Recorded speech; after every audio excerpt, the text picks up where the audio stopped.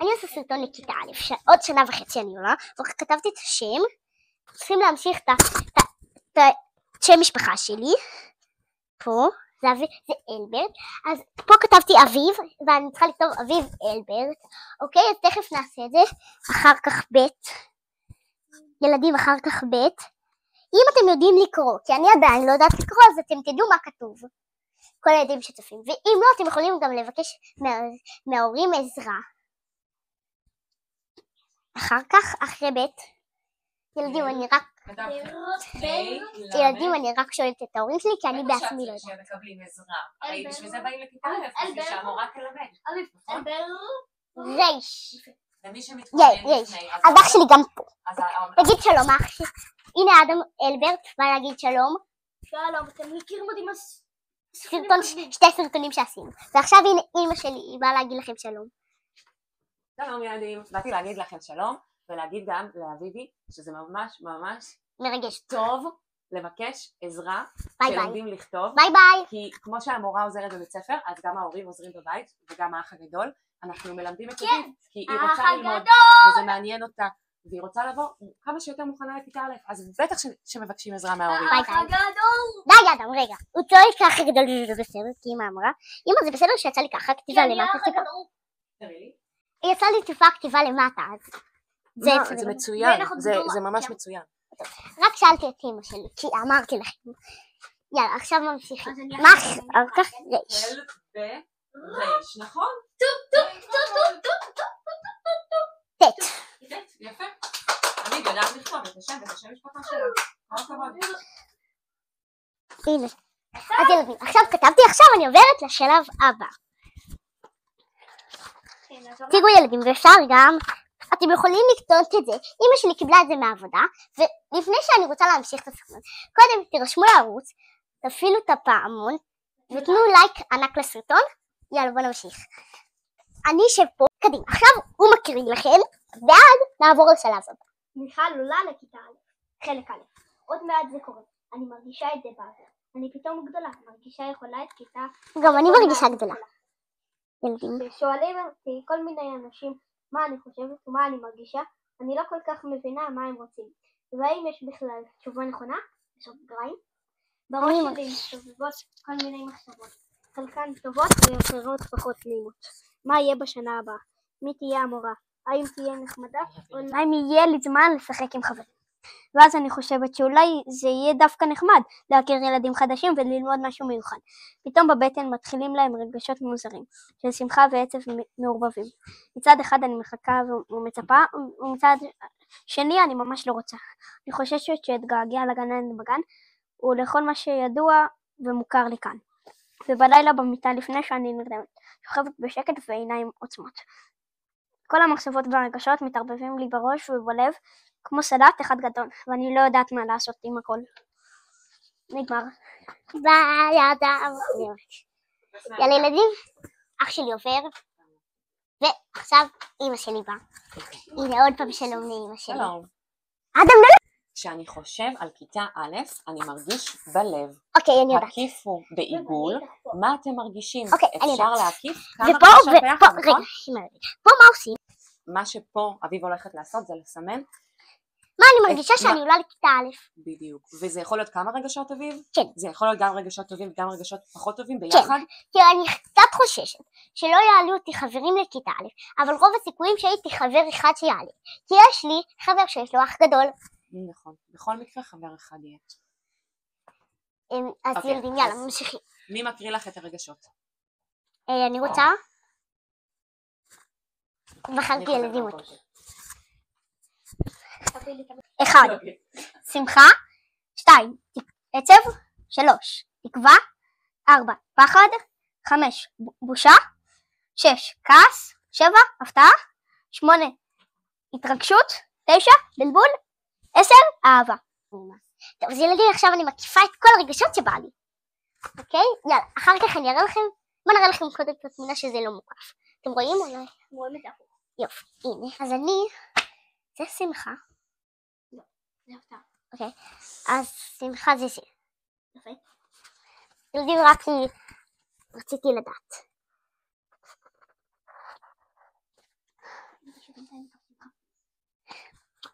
עצוב? זה עצוב. תכף נספר.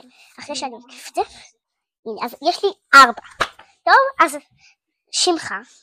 אין עצב, כי אני טיפה פוחדת שאפילו לא יהיו לי חברים בכלל, למרות שיש חבר אחד שהוא עם אח גדול. ויש לי פה רגישות. לאח שלי עשה כפיים, זה הפריע, אז אמרנו לו. רגישות, שאני ממש מתרגשת לכיתה א', ואהבה, כי אני חושבת שאני אוהב את המורה, כי אני חושבת שאני אוהב את המורה שלי, כי אני מקווה שאני אוהב אותה. אין, תעלה אמא. זה שעון ההתרגשות. שעון הרגשות. איך אתם מרגישים היום? מלאו את הפנים שלפניכם בהתאם. האם תחושתכם שונה בכל יום? מה גורם לכם לתחושה שונה? אני עושה רגש בשעה 1. ילדים, עשיתי עיגול בתוך עיגול. בשעה 1. אני בכיתה ג' ואני לא צריך את זה. אח שלי הלך. טוב, אח שלי הלך, זה בסדר, יש לי פה את אימא. עכשיו יש לי פרצוף שמח, פרצוף לפעמים. חזרתי. מה הלכת לעשות? טוב, אח שלי חזר. ראיתי שהם רואים שם את דוד מושי, הייתה חווה. הוא בחווה, היה בחווה. זה 2 בצהרון. ילדים, אני עשיתי בכי, כי לפעמים אני יכולה לקבל מכה. ועשיתי שמחה, כי לפעמים יש לי משהו שמח בצהרון. נגיד משהו שאני אוהבת לעשות בצהרון שלי, קליי. זה יכול להיות קליי בגן, פסטלינה זה יכול. צהרון זה לא הכי כיף, כן? אני אוהבת את הצהרון בגן, כי הגננת בגן שלי, אני לא הכי אוהבת אותה. אני לא אוהבת את הבוקר בגן, אני יותר אוהבת ילדים את הצהרון. כי יותר מי שנחמד בצהרון זה אדם, ככה אני חושבת. אני יותר אוהבת את הצהרון בגן. לא, אני אוהבת אותה ילדים. לא, בגלל שזה פחות, כי ענת יותר מרשה דברים. הצהרון לא עושה כזה. יאללה, אני ממשיכה. אני לא חוששת. הפתעה, אני עושה הפתעה זה. ילדים. מה אתה עושה? הנה ילדים, תראו מה אח שלי עושה. יאללה, אמא. עכשיו ילדים, אחרי שצילמו את אח שלי, לראות מה הוא עושה, המשוגע הזה. לא נכון, הזאת היא משוגעת. אח שלי משוגע וגם אני משוגעת. התינוקת ככה משוגעת. כן, התינוקת שלנו. יש תינוקת, היא כרגע בחוץ, היא משוגעת. וואו, נתנו שהיא הייתה חווה. הנה, עכשיו אתם שומעים? דיברנו עליה. שומעים? שלום, יאללה, בואו תראו אותם. הנה, אגם. ביי ביי. הנה הגמד. אמא, עכשיו היא הורסת את כל הסרטון. אחרי שבכיתי והדלקנו את האור ועשינו עוד הפסקה. אז יאללה. דומה, אך גם שונה. הקיפו בצבע צהוב את התמונות המתאימות לדעתכם לבית הספר. הקיפו בצבע ירוק את התמונות המתאימות לדעתכם לגן. הקיפו בצבע כחול את התמונות המתאימות גם לבית ספר וגם לגן. הקיפו בצבע צהוב את התמונות המתאימות לדעתכם לבית הספר. עכשיו תקיפי את התמונות המתאימות לדעתך לבית ספר. בצהוב. בצהוב? כן. מה אני חושבת שמתאים לבית הספר? כן, תקיפי אותה בצהוב. אל תגידי יפה. בסוף תשאל את הילדים, הם יגיבו וגם אמא שלי תגיד. אמא תגיד. אוקיי, זה אני חושבת שמתאים לכיתה א'. ויש... יפה. זה נראה לי ספרים. טוב, גם מחברת. טוב, נעשה שזה יהיה מחברת. שולחנות. מה שאת חושבת? אני חושבת שכן. יש שולחנות נראה לי בבית ספר. וזהו. אז כן. גיבו בתגובות כאן למטה. אם אתם חושבים שטעיתי במשהו או לא טעיתי במשהו, תגיבו כאן. ועכשיו אני אשאל את אח שלי אם הוא חושב שהצלחתי או לא. קדימה. תגיד להם. יאללה, עכשיו אפשר להמשיך. עכשיו אח שלי יקרא עוד דברים שצריך לעשות פה. עכשיו הקיפו בצבע ירוק את התמונות המתאימות לדעתכם לגן. אוקיי, אני כבר יודעת ממש כי אני בגן. תגיבו כאן בתגובות למטה עם הקרניים המצחיקים. איזה קרניים? טוב. נעשה, זה יהיה ספרים ילדים, אוקיי? יש קלאס, ילדים זה קלאס בגן, יש קלאס. זה ארגז חול. אז יאללה, תגיבו כאן בתגובה אם אתם חושבים שהצלחתי. מה עושים? את מה שמשותף עם הפנים. יש ילדים אותו דבר. ספרים יש בבית ספר ובגן? כן. ספרים קצת שונים, נכון? כן. אז בואו נקשיב. יש גם ספרים רגילים. לא, בארגז חול אין. יש גם את... זהו. אוקיי, ילדים אנחנו לומדים, זה בסדר גם איתו. יאללה, ילדה, טיפה טעיתי אבל... אני ראיתי, תראי, ילדים אתם... בגן באמת יש חצר אולי יותר גדולה. ארגז חול זה של הגן. זה הוא גם של הבית ספר, כי הצורה שבה יושבים בכיסאות ושולחנות מתאימה לבית ספר. אבל יש לי גם שולחנות בגן. וספרים, בגן יש לך ספרים של סיפורים, ובבית ספר יהיו לך ספרים של סיפורים, אבל יהיו לך גם עוד ספרים, את יודעת? שקוראים בהם. ספרי לימוד, חוברות אפילו שכותבים בהם. אמא את מסתירה אותי. מה אתה עושה שם? יפה מאוד, אפשר להמשיך. יאללה. עכשיו אני מקריא את הסיפור. מיכל עולה לכיתה א', חלק ב'.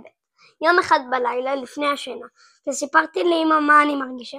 היא חייכה אליי, נטפה את ראשי, חיבקה אותי ואמרה, ילדה שלי, כל מה שאת מרגישה זה בסדר, זה קורה לכולנו כשמשנים לנו את הסדר.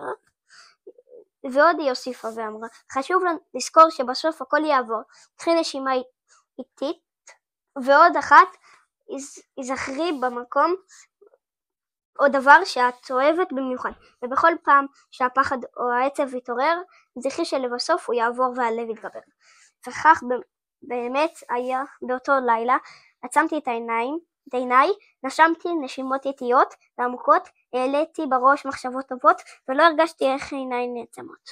כעבור כמה ימים, כשאמא שאלה אותי מה העניינים, סיפרתי לה שהמחשבות והרגשות עדיין קופצים לבקר. אמא נתנה לי דף והציעה שאותם אצייר, ולמחרת היא הציעה, אולי את רוצה בבית הספר לבקר? כשהגענו לשם פגשתי את יותם מהגן, ויחד שיחקנו במשחקים שבחצר. כעבור כמה ימים הרגשתי איך לאט לאט כל אותם חששות ופחדים פחות ופחות אותי מטרידים.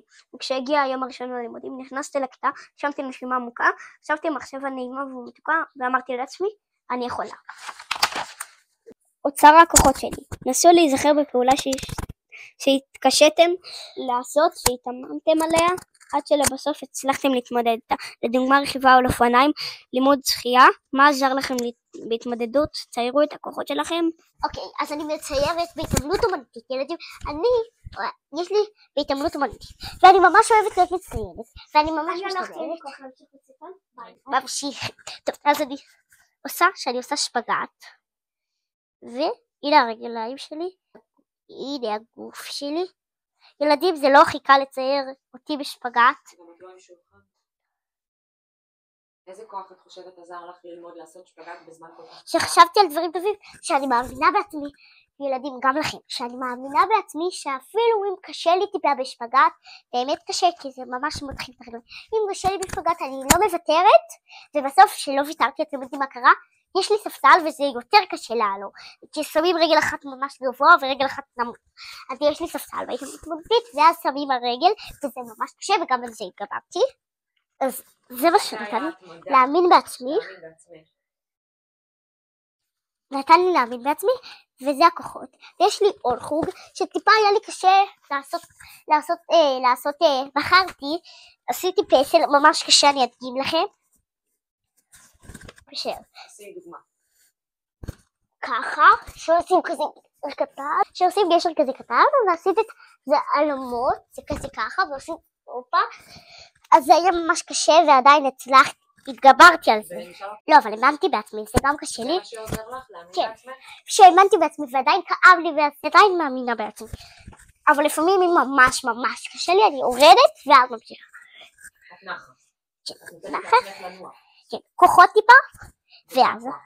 אז להיום שלי, אני מקווה שנהניתם, ויהיה לי עוד סרטונים, זה ממש ההתחלה של הערוץ שלי, יש לי עוד 2 סרטונים וזה הסרטון השלישי שלי, ואני רק ממלאה את הערוץ, אז תנו לייק, אני רק מזכירה לכם, תנו לייק, תרשמו לערוץ ותפעילו את התרמר, מקווה שנהניתם, ביי!